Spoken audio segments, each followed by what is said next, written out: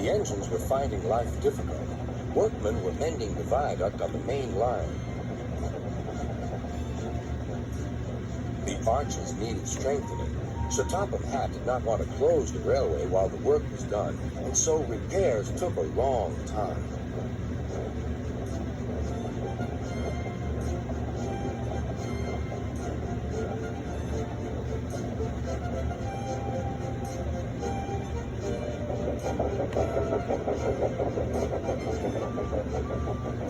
The engines had to take great care when crossing the viaduct, and the delay often made them late on their journey to the junction, where they knew Thomas would be ready to collect his passengers.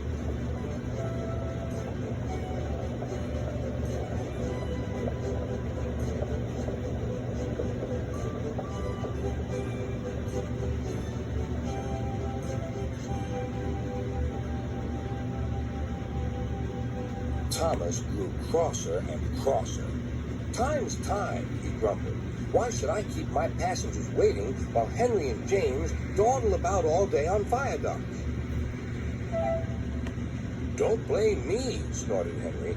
"If we hurried across the viaduct, it might collapse, and then you'd have no passengers at all.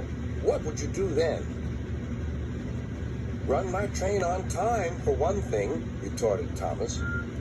He hurried away before Henry could answer. Bertie was impatient too. He was timed to arrive just after Thomas. His passengers found that instead of going straight from the bus to their train, they were kept waiting till Thomas arrived. Soon Bertie grew cross with Thomas. "Late again," he remarked, as Thomas panted wearily in.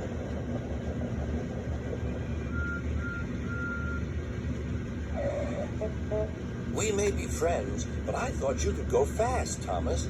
It's time we had another race. I reckon I could beat you now." Thomas let off steam loudly. "Rubbish!" he hissed fiercely.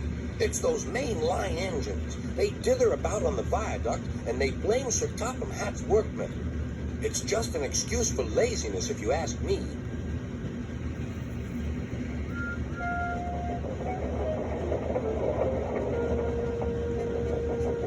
One day, James was later than ever at the junction. "I'm sorry, Thomas," he puffed. "I was held up at the station, and the viaduct made it worse." "It's lucky for you I'm a guaranteed connection," grumbled Thomas. Before James could answer, he puffed importantly away. Come along," he panted to the coaches. Annie and Clarabel did their best, but Thomas soon found that he couldn't save much time.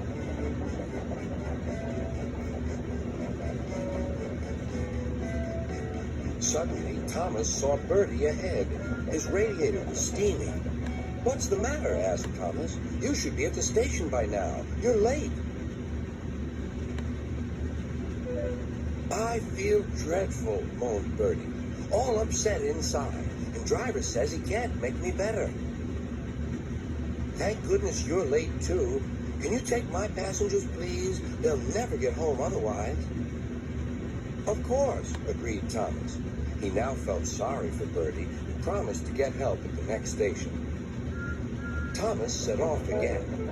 Already he felt much more cheerful, and Bertie's passengers, traveling in Annie and Clarabel, all reached home safely.